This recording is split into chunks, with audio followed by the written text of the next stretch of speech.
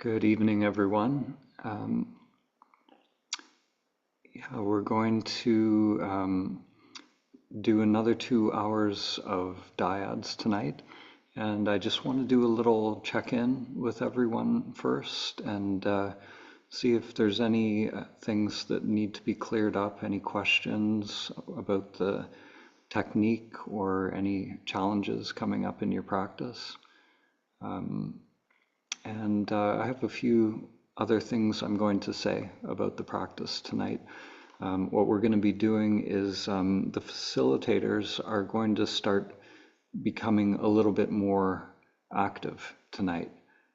So some of these things that I've mentioned, like the use of the words I, me, and mine, I've sort of highlighted, so that you can start to pay attention to those words. But now we're actually going to start questioning the use of those words. When you use the words I or me or mine or myself, any word like that, try to use it only when it's true. Only when it's true. So really investigate and see, when you're using that word, who or what does that refer to? So we're gonna be asking questions a little bit more tonight, being a little bit more active in the dyads. If there's no questions coming up for anyone, then I'm just going to highlight a few points here, and I have a few things to say. So I think, so the few things just to reiterate. So notice if you're in a loop. If you are, repeating yourself, or you're just saying the same things over and over, the way out of a loop is simply to make it conscious. Once you know it's a loop, it'll start to feel different once it's fully conscious, and that energy will start to move. Though it'll sort of feel false. It won't feel satisfying to stay in that loop. So the energy will eventually move. Something new will come up. So just make that conscious. And we don't want to, what happened to my screen here? Just 1 second. Here we go. One thing that sometimes people fall into in this practice is they come to a place of stillness, so falling into that witness, that figure ground reversal that we talked about earlier, so you're hanging out in the stillness, the emptiness, and sometimes there's a belief that somehow that's better than, being in the, engaged in the mind, in the character. Like somehow we have to push away all thought. So it's important that we catch any kind of belief that is, running unconsciously, and find out, is it. It's like in the Heart Sutra today, we talked about that, the non-duality, is it possible for that stillness and the mind that's generating thoughts, is it possible for them to coexist? The form is exactly emptiness, emptiness is exactly form. So that stillness can be realized to be ever present, to be inherent within everything. So if we're in this, this constant flipping, this figure ground reversal, like a ping pong back and forth, now I'm in the mind, now I'm in the witness, is there a way to allow both to coexist? and we can inquire directly into who is aware of both the witness and the witnessed. And this can be a way to deepen that. We don't want to just hang out in the witness, even if it's like it's peaceful and nice there. We can go deeper. So I'm going to talk a little bit about the stages that we go through in this practice, and not all facilitators will share this with the participants, but I feel like it brings consciousness to really what's going on. To me, it's always better to share and make it completely transparent what's going on here. So I'm going to go through these stages. And oh, I see, Mudita, you have a question. Why don't we go to your question first? Yeah. Thanks. I was just wondering, is it ever appropriate to ask your partner to repeat themselves?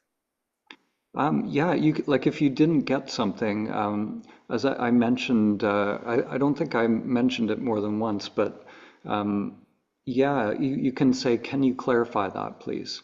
If you miss something or it's just not clear, yeah, you can say, can you clarify that, please? Yeah.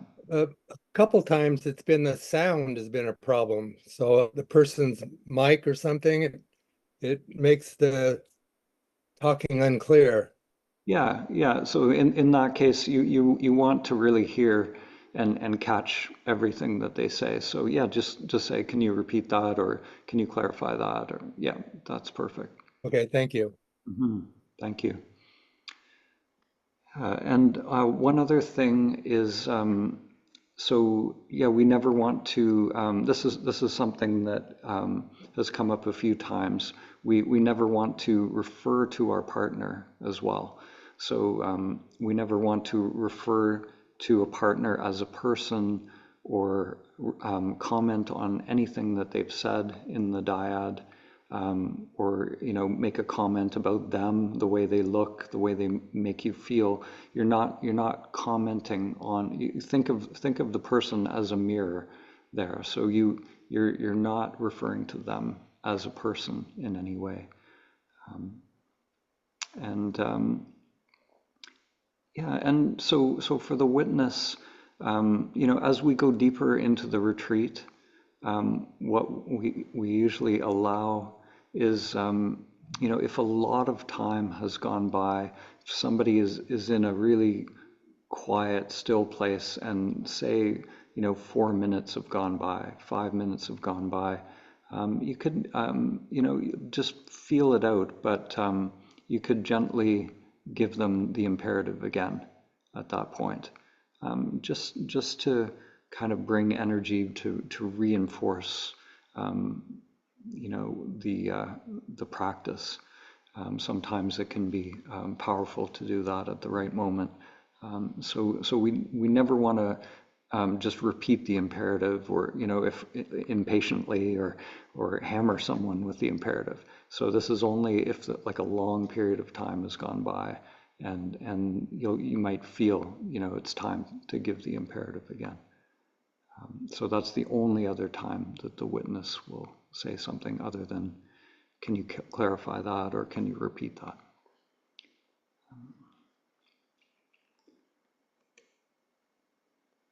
So I'll talk a little bit about the stages that we go through. And, it's not that we want to jump over stages. We kind of have to go through all of these stages in order to clear the mind.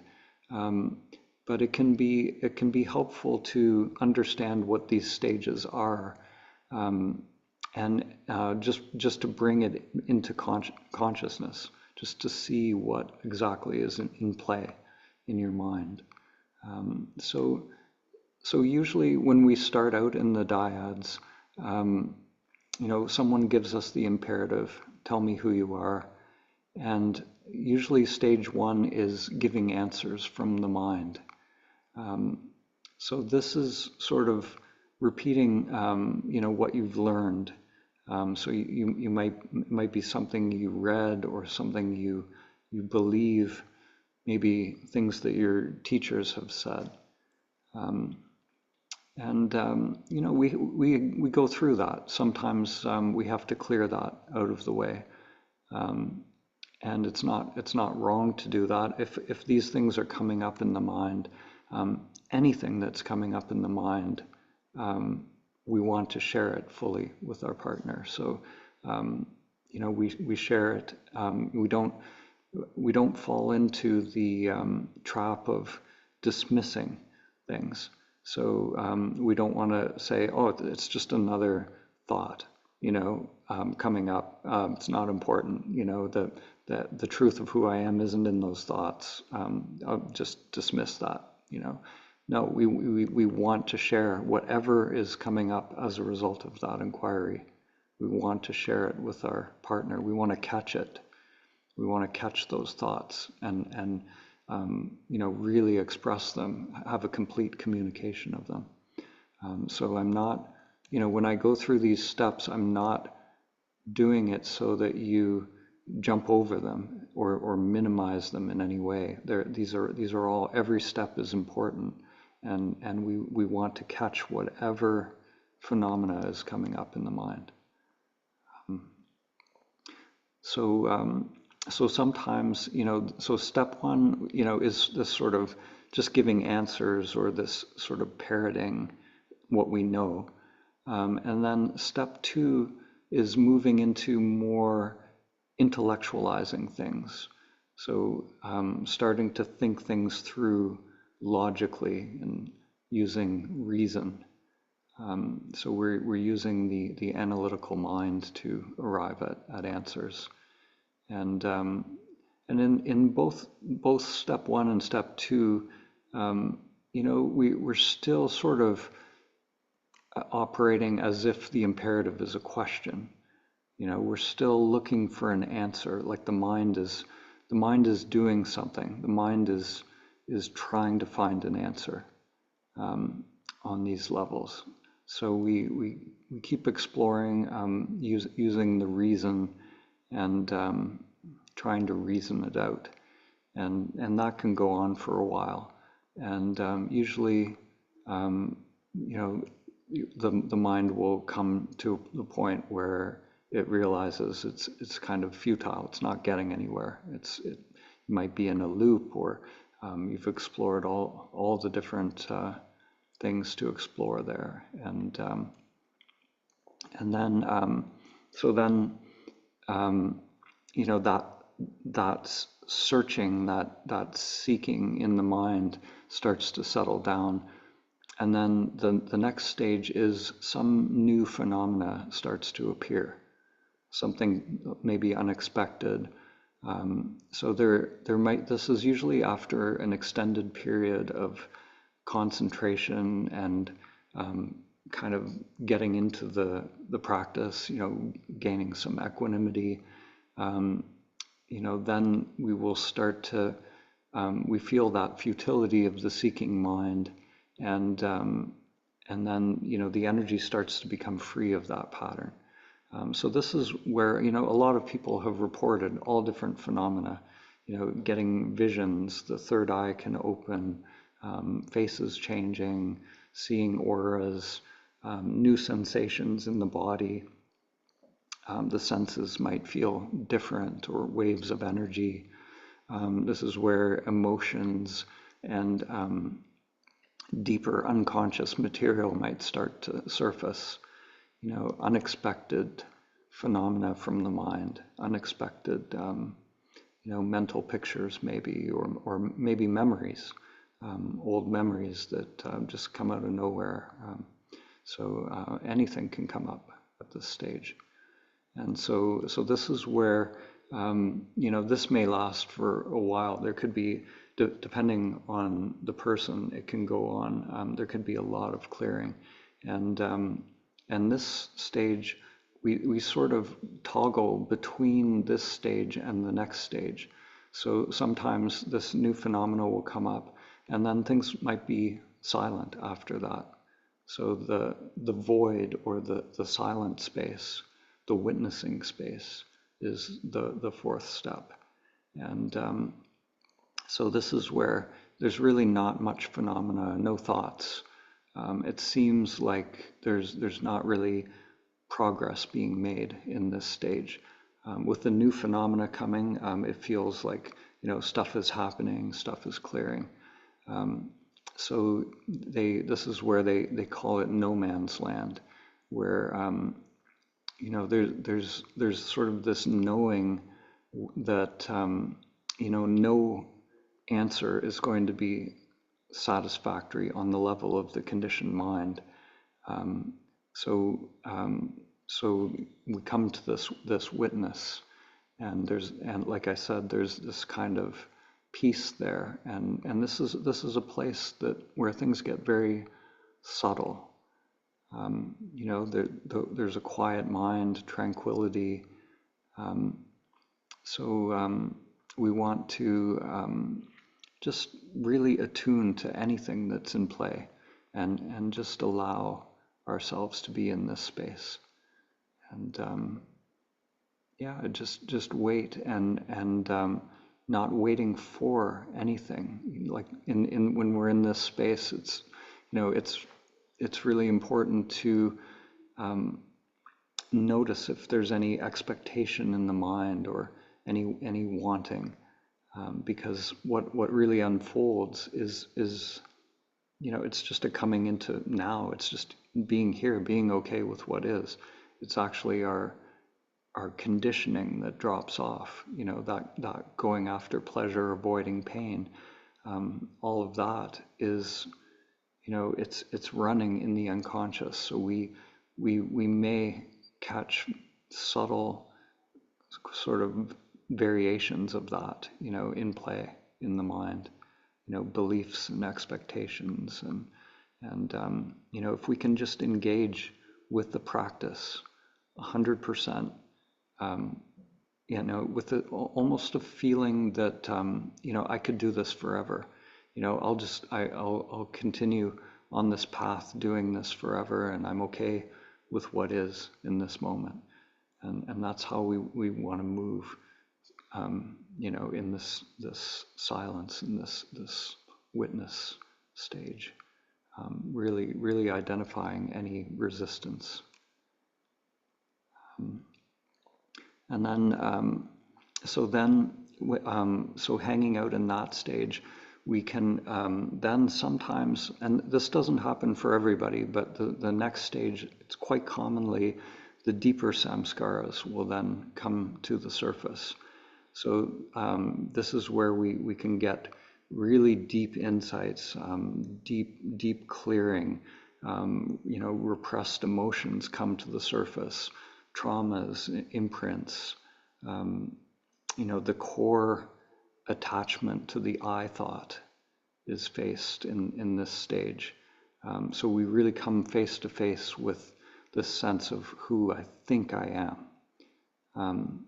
And there can be a lot of resistance. And at this point, it can be, a lot of this unconscious material is very uncomfortable when it comes up. And in my experience, no one gets an easy ride with this. You'll come face to face with yourself. The I that, the I thought, or the conceptual I, that ego character that we're playing. So at this point, there can be a lot of resistance coming up, a lot of releasing of that resistance. And, the only thing to do is to allow it to happen. If this is happening, don't try to fix it like a problem. It's not, it's actually, it's an unburdening. It's a freeing of whatever is in the unconscious through this communication process. And it's a beautiful time to really inquire. This is the threshold where we can really question, who am I? All of this phenomena is coming up in the mind and body, but who am I? Who is aware of that mind and body? So you can really go into it. And then, so yeah, there can be, all kinds of different variations of what comes up at this stage. And I'm not going to go into that. But, the next stage is, at some point, when you do that inquiry, when you intend to directly experience who you are, either more phenomena will come up, or at some point you will have a direct knowing of who you are.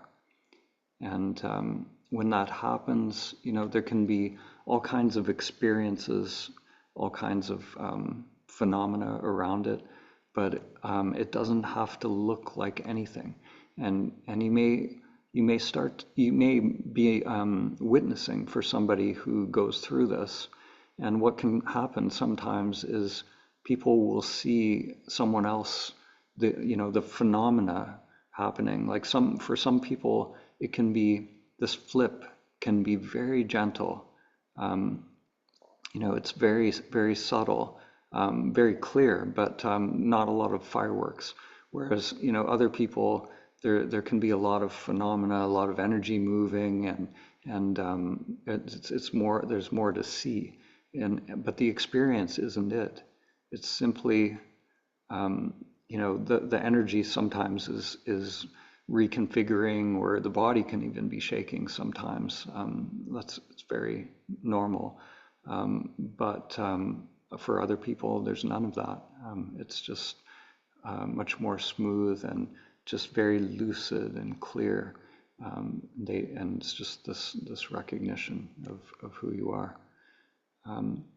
And then beyond that, there's an opportunity to sort of stabilize and ground in the truth of who you are, and an opportunity to present to others from that true self.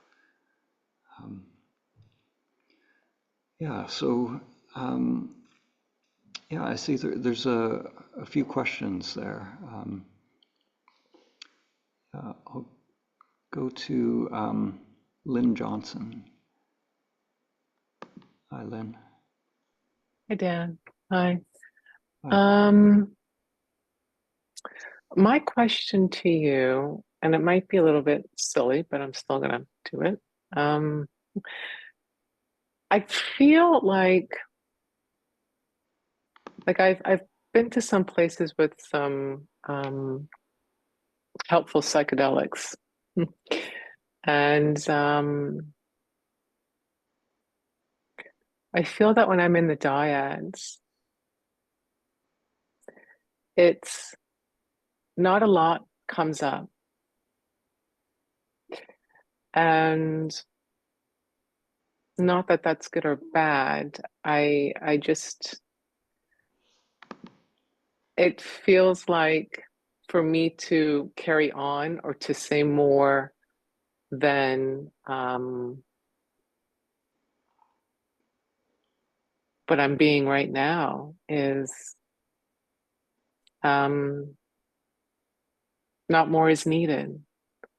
So I guess I'm one of those people that you can classify as sort of just stuck in a dyad, or just very there in the dyad.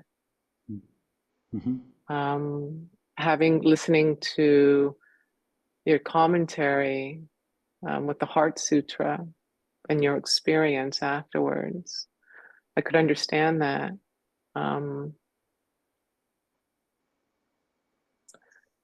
So I just don't know, I guess, the value I'm adding, or what is there for me in the dyad. So it's I don't know if I'm, yeah. So it's I don't know if I'm clear. Yeah, so like it sounds like you started out by talking about psychedelics, and like some of those experiences. So like do you feel like you're looking for those kinds of experiences or looking for something more than what's happening in the moment? Um, I think for me, what it is, it's the visceral experience of knowing, but without the assisted aid of the psychedelic to get me there. Mhm. So the psychedelics are producing states, they're really Mm, like Aldous Huxley said, it's removing the reducing valve, but but right. but it really doesn't matter. We've actually done experiments with some psychedelics and self-inquiry, and it really makes no difference. It actually, if anything, it's probably a hindrance for self-inquiry. So it really, this isn't about states. This isn't about producing phenomena or states. What this is finding out, the absolute truth. So it's once you've got the truth, the analogy I use sometimes is it's like that moment when you're a little kid and you realize that Santa Claus is your uncle, and the beard slips down and it's like, oh, and you can't unsee it, right? Like there's just an absolute truth that's revealed, and it's very different than anything that people think. So I would just say just be open and keep going, and explore that. There may be some subtle expectation there for something more. Mm, Yeah. Hmm. thank you. Yeah. Thank you. Yeah. Samina.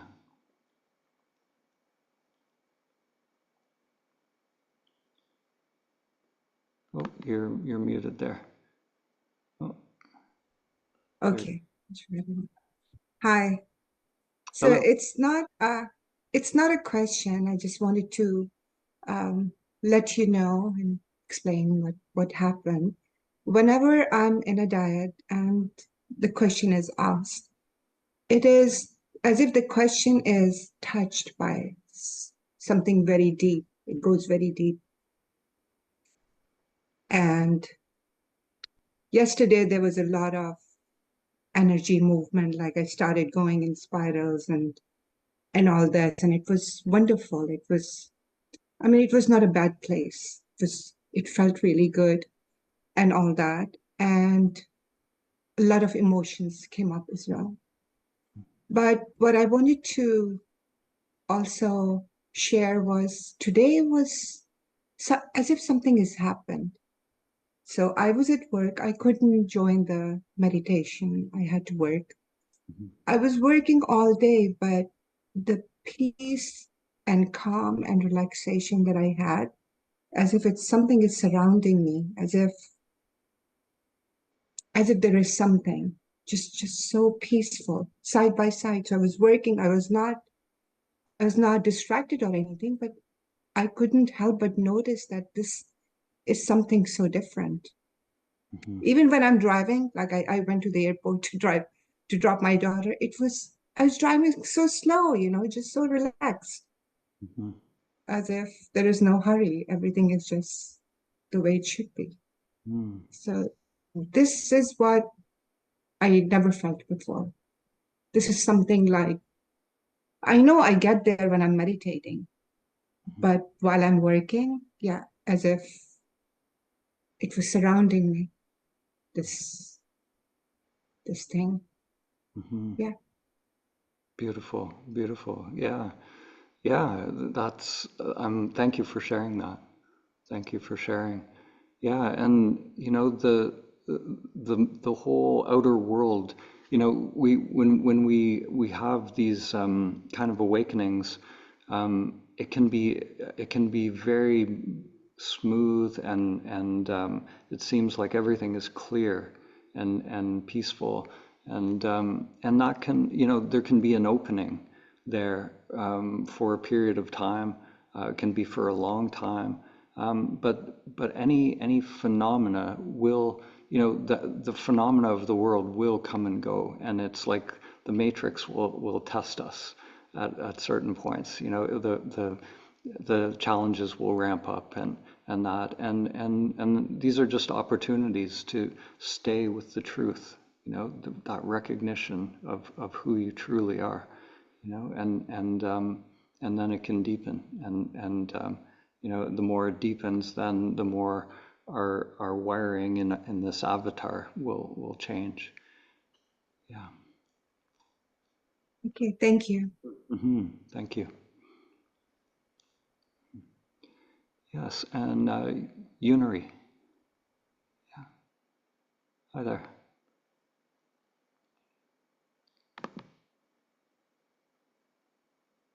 Okay, so I can talk now. Okay, so I guess I'm just not getting the technique because I just approach that from a logical, intellectual perspective because the question is worded in words.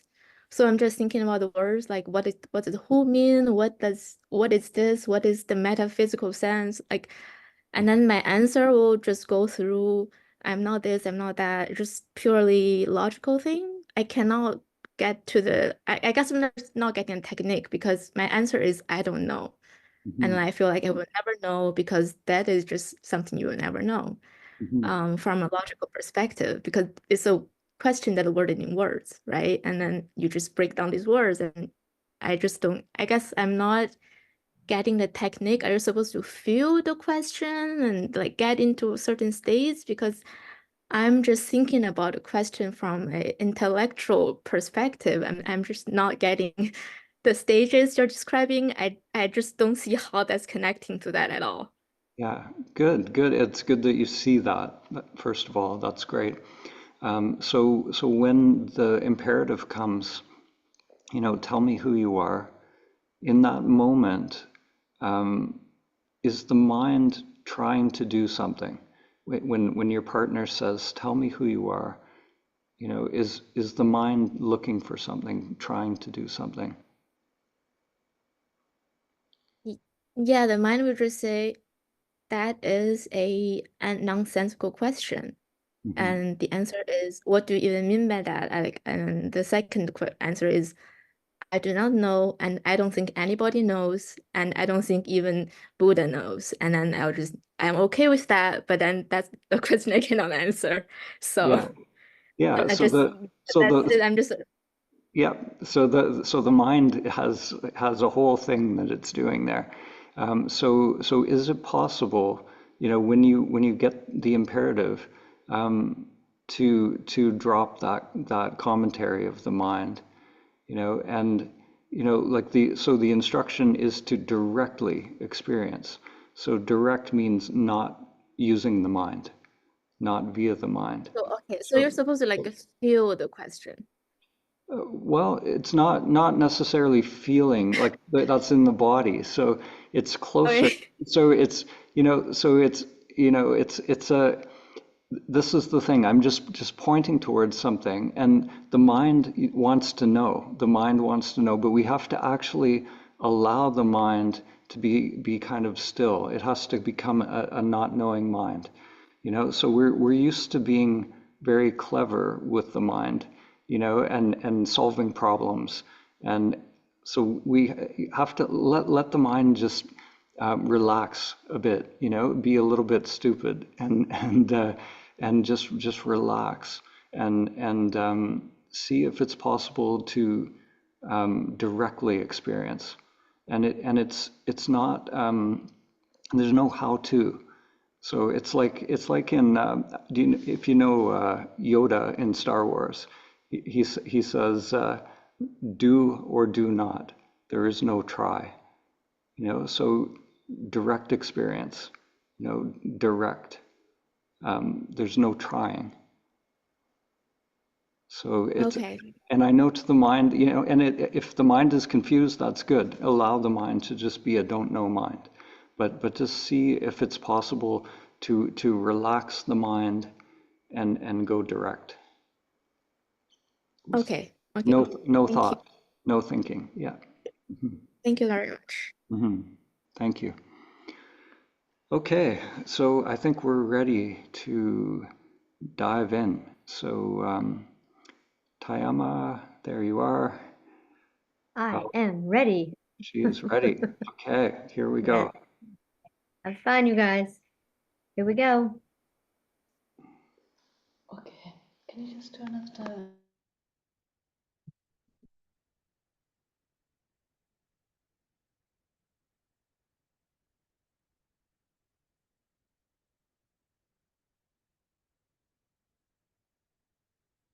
Hello.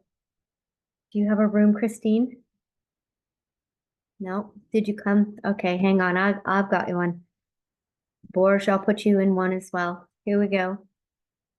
39. Christine, I'm sending you to 39 as well.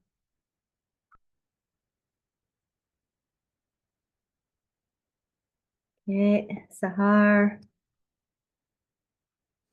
Sending you to 46. Stanley, you're going to 46. Okay.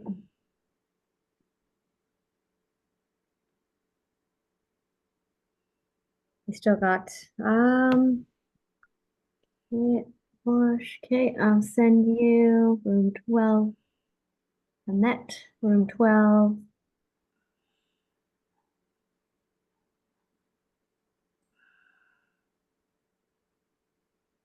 Okay, let's go see.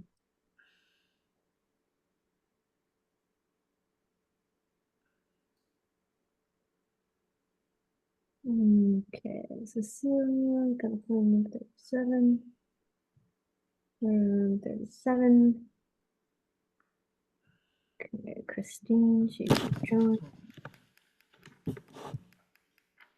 Hello, Alex. Hi, Christine. Can you unmute?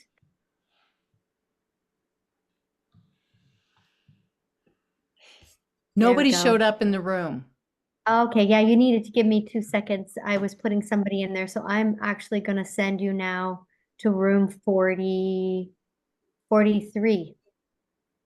Okay. Thank Okay. you. All right.